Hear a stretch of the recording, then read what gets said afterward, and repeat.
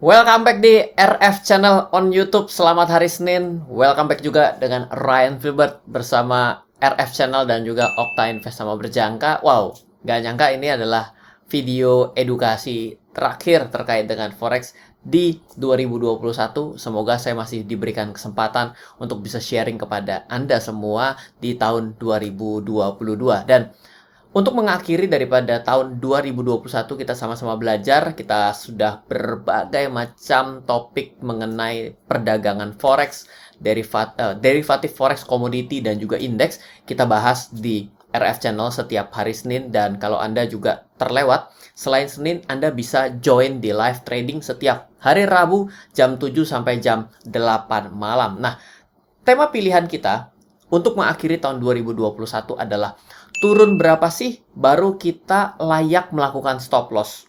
Jadi pada tema sebelumnya kita berbicara mengenai stop loss adjustment method, atau kita juga bisa mengenal ada based on points yang kita kenal sebagai trailing stop. Nah, di video-video lainnya juga kita sudah mengatakan bahwa bagaimana kalau kita tanpa stop loss. Di video lainnya juga kita sudah melakukan stress test. Jadi kalau misalnya teman-teman, Bapak Ibu sekalian misalnya tidak tahu, kalau kita melakukan pembelian Forex menggunakan margin. Artinya adalah tidak bisa di hold terus, maka kalau misalnya kita punya uang yang sedikit, ketika kita beli satu posisi saja, dan posisi itu adalah melawan daripada arah yang kita harapkan, maka sebenarnya kita sedang berusaha kuat-kuatan saldo, kuat-kuatan modal agar kita tidak dibangkrutkan, tidak terjadi margin call. Nah, kalau kita lakukan seperti itu, apakah salah? Yes dan tidak. Tapi, sekarang kita akan coba balik. Kalau memang mengatakan yang namanya stop loss harus dilakukan, pertanyaannya adalah berapa besaran stop loss itu yang bisa kita gunakan? Apakah 1%? Apakah 2%? Apakah 10 poin? Apakah 50 pips? Dan lain sebagainya. Daripada nanti kita tidak memiliki satu ukuran, maka di video kali ini kita akan membahasnya dengan menggunakan satu studi kasus. Oleh karena itu, saya juga informasikan seluruh edukasi, rangkaian edukasi terkait dengan perdagangan forex, derivatif, komoditi, dan juga indeks ini adalah persembahan dari Okta Invest sama Berjangka atau yang disebut sebagai okta.id. Di mana okta.id adalah salah satu broker yang terdaftar di Bapepti atau di regulator di Indonesia. Ada banyak sekali yang bertanya, Pak, kalau saya kenapa nggak pakai yang dari luar, Pak? Kalau di luar 0,01, bentar lagi Indonesia 0,01 juga bisa. Bisa dengan modal lebih kecil, yes betul. Makin kecil lotnya akan semakin terjangkau, betul. Tapi perkara masalah 0,01-nya, lebih menurut saya penting adalah, apakah Anda untung atau Anda profit? Anda bisa tarik modal dan saldo Anda. Atau justru ketika Anda melakukan transaksi, bagaimana kalau terjadi sesuatu yang Anda mau tanyakan terkait dengan posisi yang sedang Anda terbuka ataupun yang sudah baru saja terjadi? Bagaimana cara melakukan eskalasi lanjutannya? Oleh karena itulah kenapa saya mengencourage untuk Bapak Ibu dan teman-teman sekalian, kalau Anda mau mulai perdagangan trading derivatif di bursa berjangka, perdagangan forex, komoditi, dan indeks, akan lebih bagus kalau kita mulai dengan broker yang terdaftar dan diawasi regulator di Indonesia. Sehingga kita mudah. Anda bisa membuka akun di okta.id. So, turun berapa sih kita baru stop loss? Dan apa parameter kita pada hari ini? Kita akan mulai. Studi kasus yang akan saya gunakan pada saat ini adalah Euro US Dollar. Dengan data 5 menitan. Dari tahun 2006 sampai dengan 2021. Desember 2021 tentunya. Karena kita membuat video ini adalah di Desember 2021. Total data yang kita analisa adalah 524.526 data.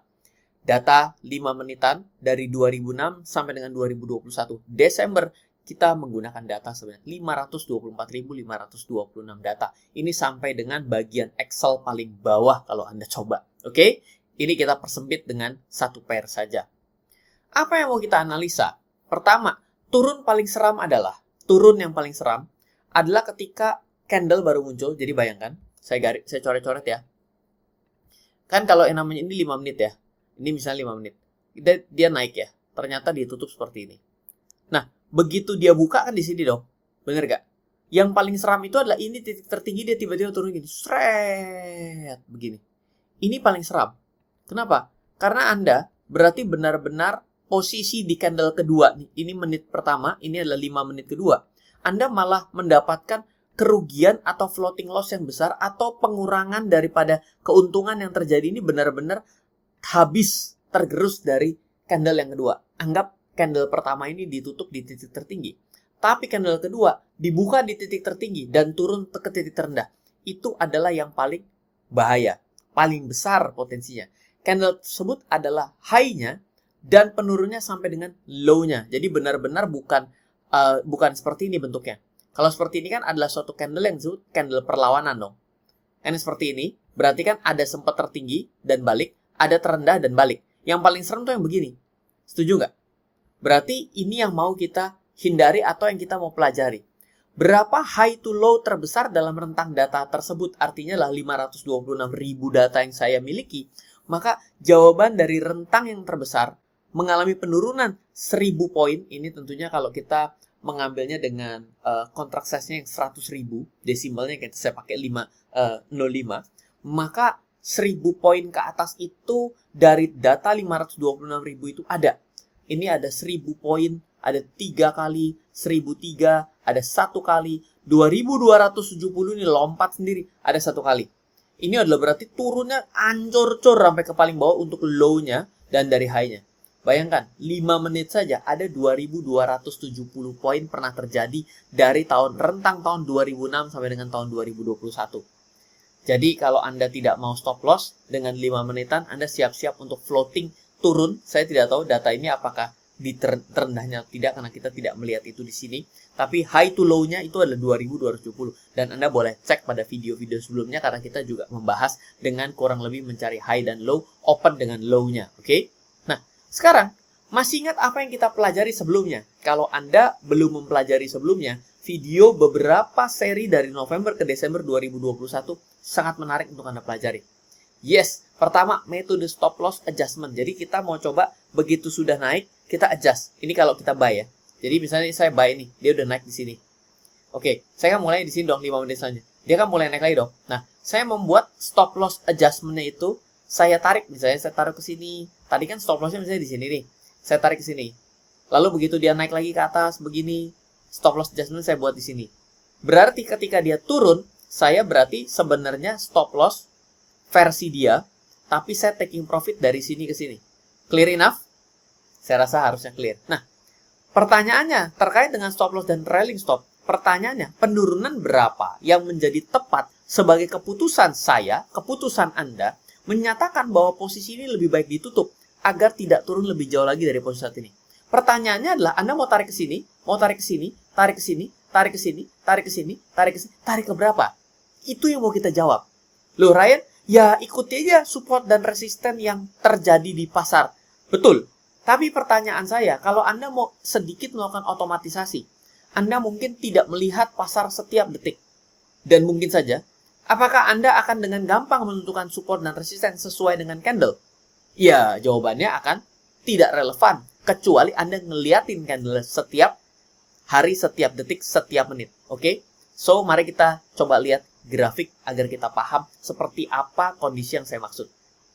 Arahkan perhatian ke layar Anda. Kita buat satu sampel dengan euro US dollar. Di buy, kita coba ambil posisi buy atau long. Di buy pada posisi area ini. Secara analisis teknikal, buy ini bagus. Kenapa? Yes, formasi candle, formasi 3 candle, Anda mau tarik ada resistennya, ada supportnya di sini. Berarti so far sebenarnya ini cukup beralasan. Pertanyaan saya, apakah menjadi keputusan yang tepat? Menurut saya, analisis teknikalnya bagus. Keputusan yang cukup tepat.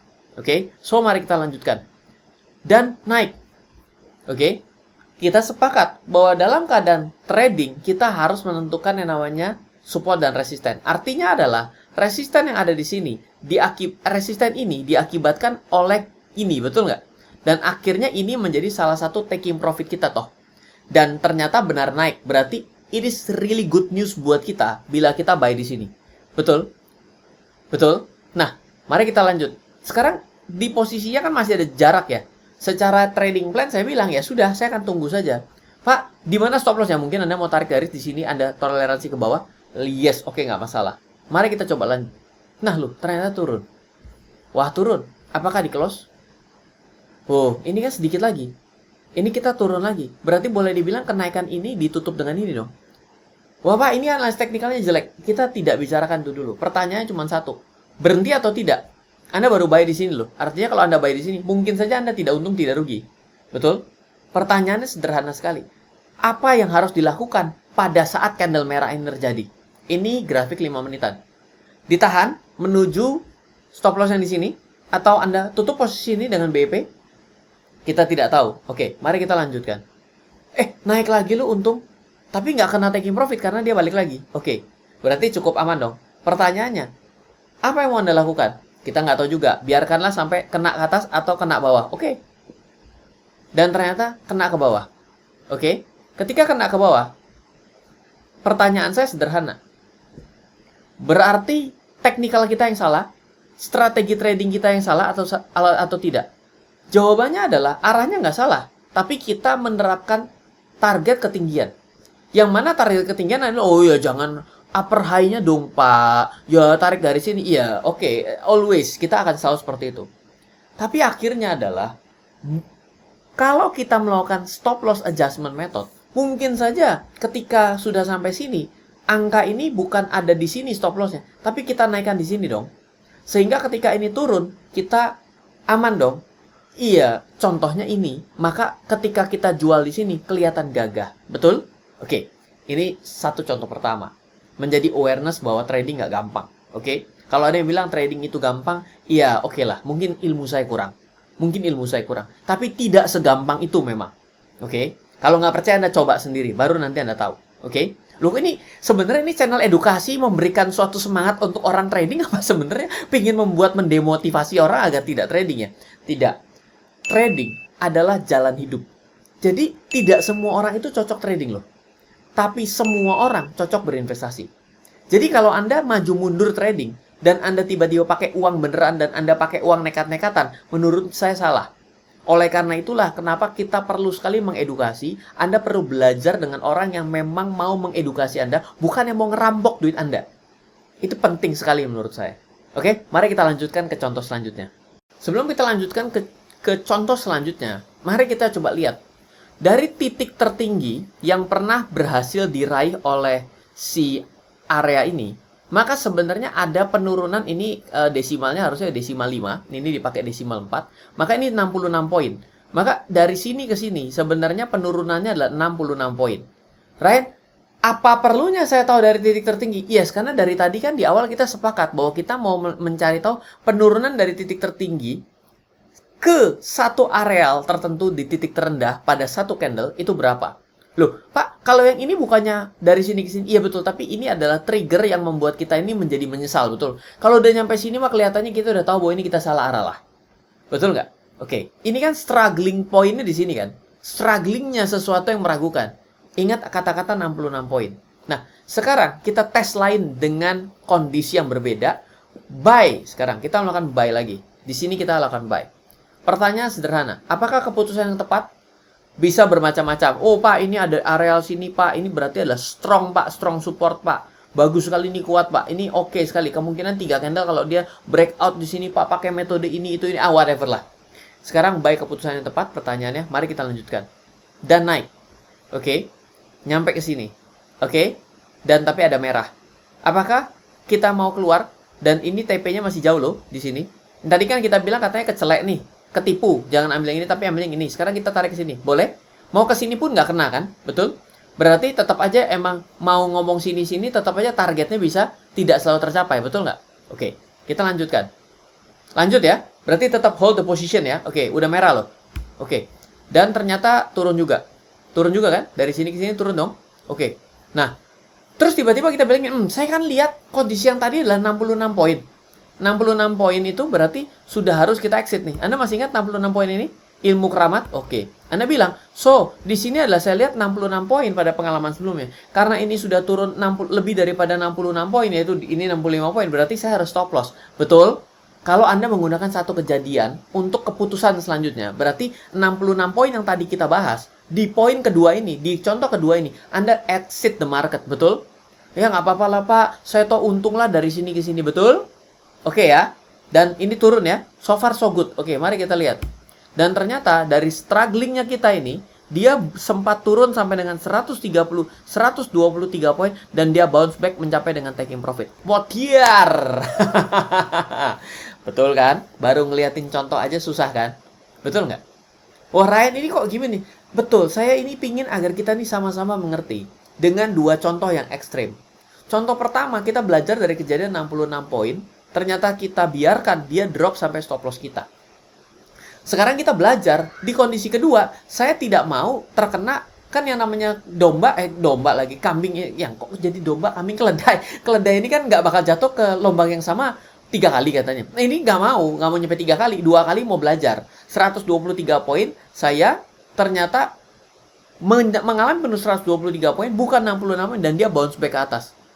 Waduh, saya nyesel banget dong Ryan. Andaikan saya tidak stop loss. Iya, kalau yang tadi kita bilang untung saya stop loss, kan jadi lucu dong strategi begini. Kenapa kita akan selalu begini? Karena kita tidak melakukan sesuatu dengan konsisten, akhirnya babak belur. Pertanyaannya adalah, berapa penurunan dari titik tertinggi ke titik terendah ini yang perlu kita toleransi untuk memastikan agar poin dari apa yang kita lakukan stop loss, bila ternyata turun, kita harapkan dia akan turun lebih jauh. Bila dia belum mencapai level tersebut, berarti adalah batas toleransi yang memungkinkan dia akan bounce back kembali.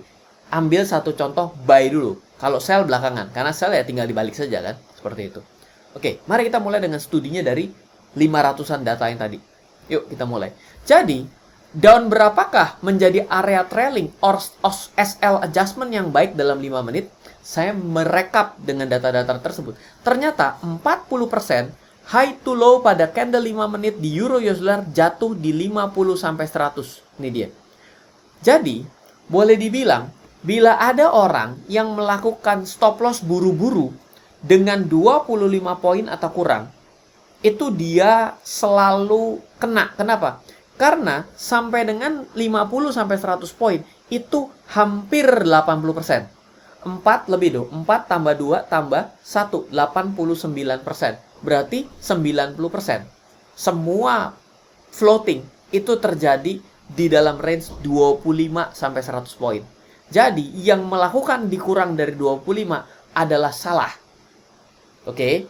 Yang kedua, Pak, salah. Enggak loh. Iya, kalau ngomongnya salah dan benar dengan kata-kata mutlak di sini pasti susah. Kalau kita trading nggak pernah ada yang mutlak. Anda udah persiapan kayak apapun sekalipun tetap aja bisa rugi.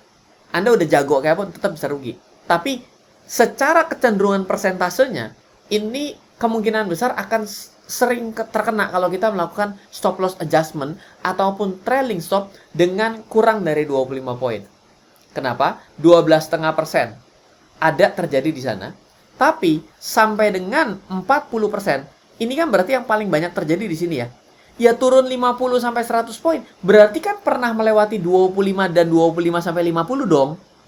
Berarti boleh dibilang kan 90% penurunan dari titik tertinggi ke titik terendah dalam 5 menitan itu terjadi antara 100 ke 0.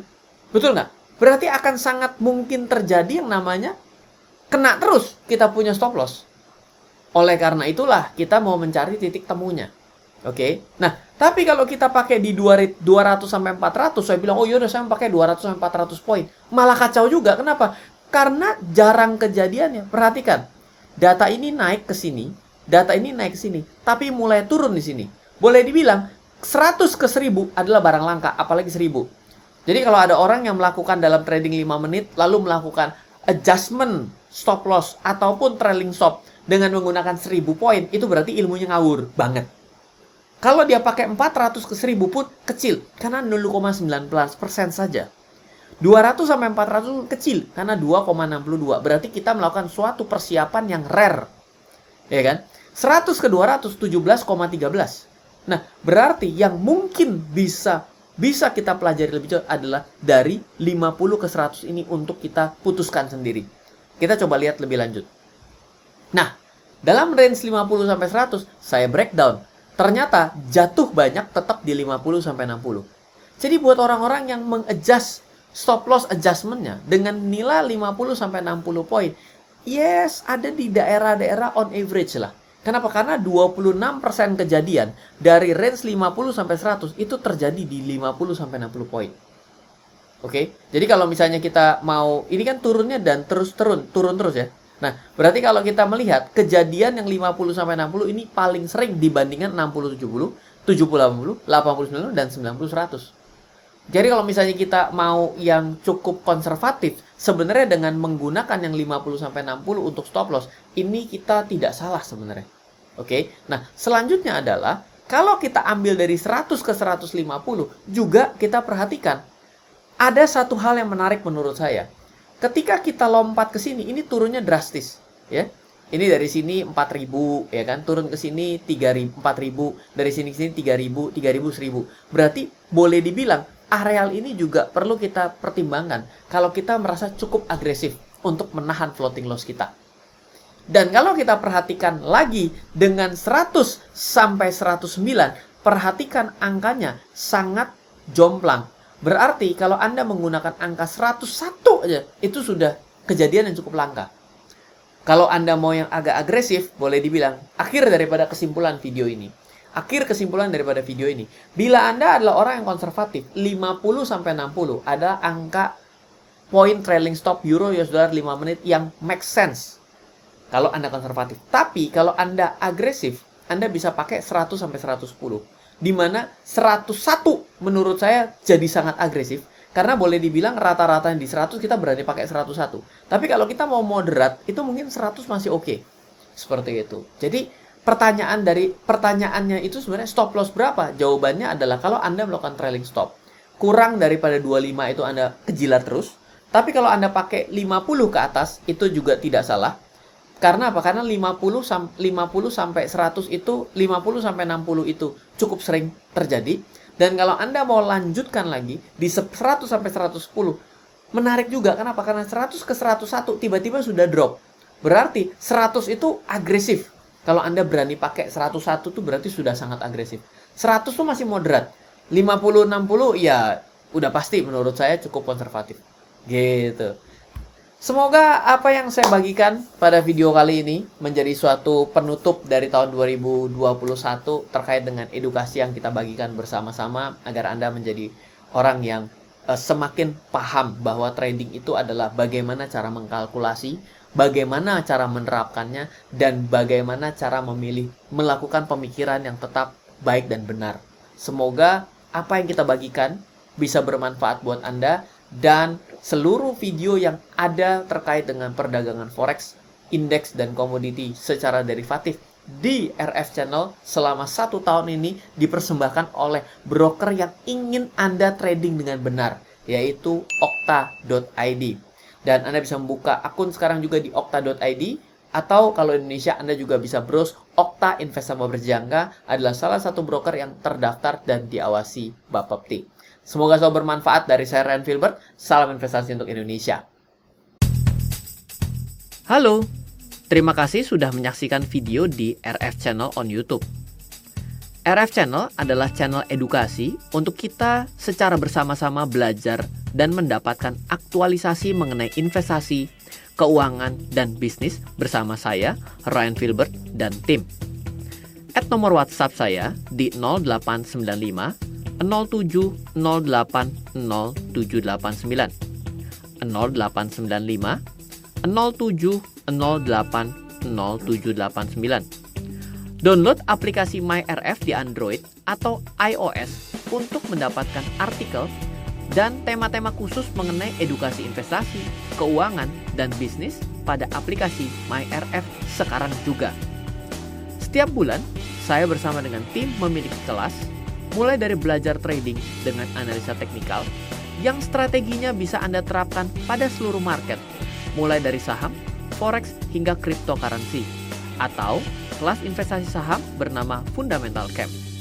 Untuk mengetahui kelas lainnya dan bertanya mengenai kelas, hubungi tim sekarang juga di 0852 882 6187. Sekali lagi, 0852 882 6187. Semoga terus bermanfaat. Dari saya Ryan Filbert, salam investasi untuk Indonesia.